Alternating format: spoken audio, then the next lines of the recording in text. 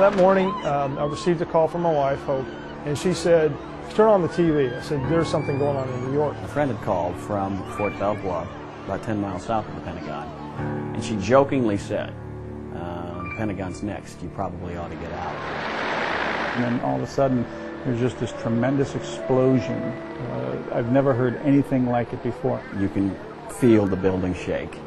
You can feel the walls giving away as the explosion makes its way to you, and you have time to process, this is probably not good, and was blown about 20 feet into what used to be the office next door. And it all happened so quickly that I still had the phone in my hand.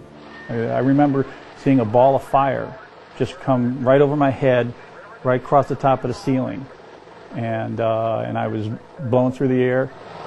I suffered second and third degree burns, over 38% of my body. A chair on top of me, cubicles on top of me. I crawl out. My colleague Dave Thale was saying, "Carl," 5 times he calls my name. I finally, come to and say, "Yeah, I'm okay." We just started climbing over walls and debris.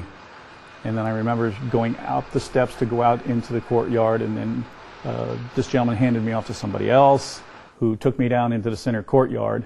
The one thing that Dave and I both shared was that we both had military experience.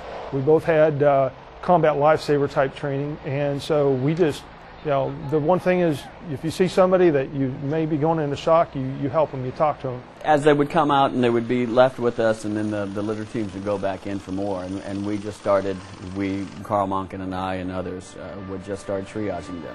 I had 24 friends who were murdered that day. Miss Mita Waller, and she was a spunky person, and she died. On that day, I saw that it doesn't matter if you were red state or blue state. It doesn't matter if you were black or white. It doesn't matter if you were born again or not.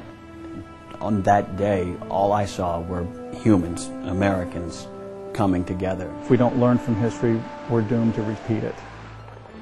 We're destined to repeat it. And so I just hope that America and the citizens will remember what happened that day and will not let it die as time goes by.